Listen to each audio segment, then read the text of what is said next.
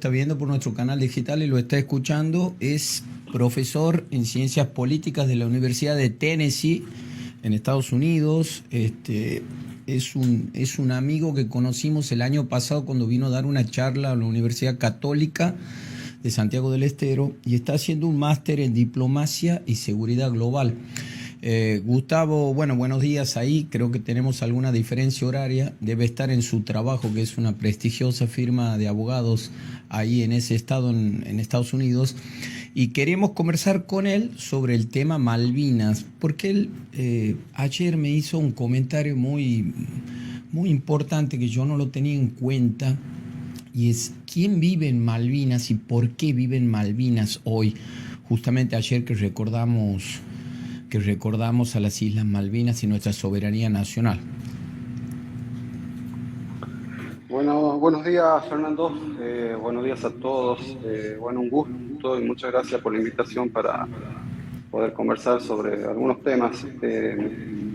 Sí, yo tengo un máster en diplomacia, en ciencia de relaciones internacionales, y mi especialidad es de seguridad global. Exacto.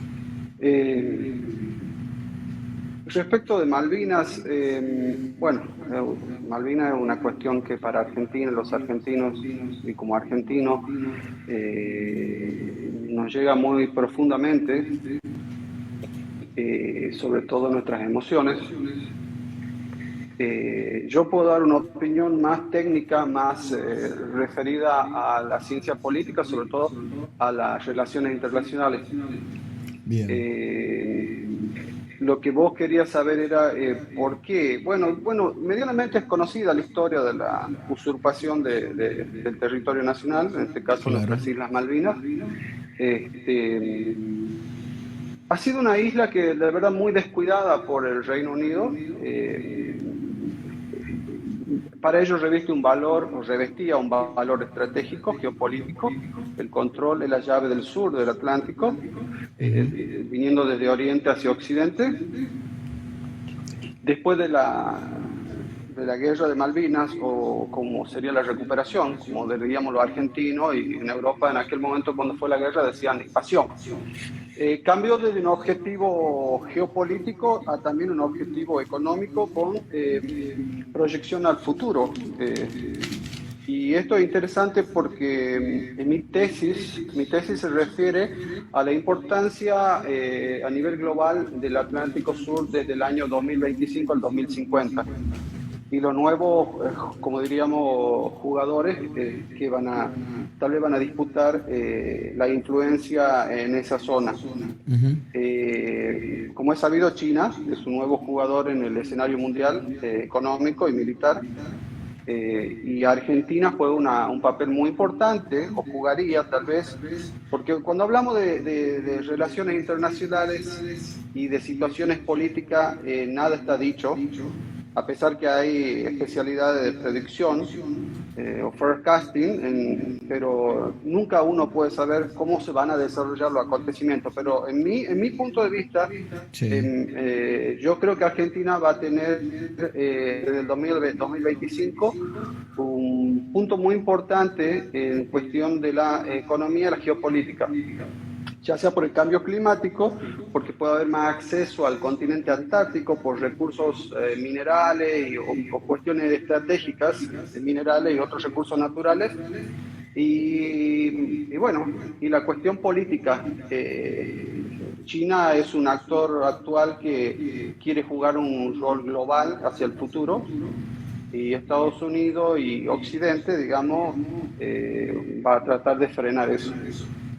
Gustavo, vos ayer me contabas, porque claro, uno imagina y habla de las Islas Malvinas, pero estamos hablando de un lugar, la verdad, inhóspito, ¿no? Que hay que tener ganas de estar ahí, pero bueno, los que se autodeterminaron pueblo, digamos, en las islas, cuando hicieron esa votación interna, cuando decidieron quedarse en el territorio, gente que también evidentemente tiene algún resguardo económico para vivir ahí en Malvinas, tan alejados del Reino Unido, ¿no? Me imagino. Sí, es muy buena apreciación, Fernando. Volvemos al punto que te decía que anterior al conflicto de 1982 y posterior, ya las islas no revisten solo un carácter geopolítico, también un carácter económico y sobre todo a futuro. Estamos hablando de petróleo y sobre todo la explotación pesquera. Ujú. ¿Qué hizo Reino Unido? Porque no nos olvidemos que hasta que se produce la guerra, Argentina, por medio de su empresa nacional YPF, le proveía gas natural y otros recursos como combustible a los isleños para darle un mejor nivel de vida. Era Ajá. una forma de acercamiento que creo que fue muy aceptado, ¿no? Muy aceptado diplomáticamente. Ujú. Había, hubo, a fines de los 70 hubo en el Parlamento inglés, sobre todo el laborista, una línea se podría decir, dentro de la política internacional de ellos, o sea, respecto a las Islas Malvinas, de ceder como gradualmente la soberanía argentina. ¿Por qué? Porque se le hacía oneroso mantener y era muy distante. Y es como que ya no revestía, en aquel momento lo veían como un aliado a Argentina y geopolíticamente es como que, bueno, Argentina tal vez podría tomar el lugar de Inglaterra ahí para la cuestión como una llave en el sur Claro, Atlántico del Sur. Bien, claro, claro. pero volvemos al punto que vos me decías. Posterior a 1982, el gobierno inglés implementa con esta autodeterminación que, bueno, yo no comparto eso, yo creo que es toda una estrategia diplomática, Ujú. como está en boga la autodeterminación de los pueblos, todos sabemos, para frenar, digamos, los reclamos de soberanía que tiene Argentina. Bueno, ellos establecen que los recursos naturales que se exploten, por ejemplo, los permisos de pesca que tienen, que son cifras millonarias, Sí. explotación de petróleo y todo lo demás, un canon, o sea, una parte de ese canon de explotación va a los pobladores de la isla, obviamente que está administrado por un trust, por un fondo. Claro. Entonces ellos hoy, el ingreso per cápita del malvinense es superior al ingreso per cápita del inglés, aunque cueste creerlo. Ah, bien. Claro. Bueno, obviamente, pero cumplen un papel y una función específica en las islas entonces. Y obviamente, bueno, está bien, no tendrán la plata para en qué gastar ahí en las islas, pero económicamente están muy bien. Sí, económicamente está muy bien y yo creo que eso le permite a ellos tener acceso a salud de primera. ¿Por qué? Porque pueden viajar al continente europeo, a Inglaterra más precisamente por salud, todo lo que antes no lo tenían. Antes tenían que pagarse su bolsillo. Ellos tienen hoy un resguardo muy fuerte un resguardo económico. Yo creo que puede estar entre los primeros niveles a nivel mundial de ingresos per cápita con los cánones que están recibiendo los malvinenses.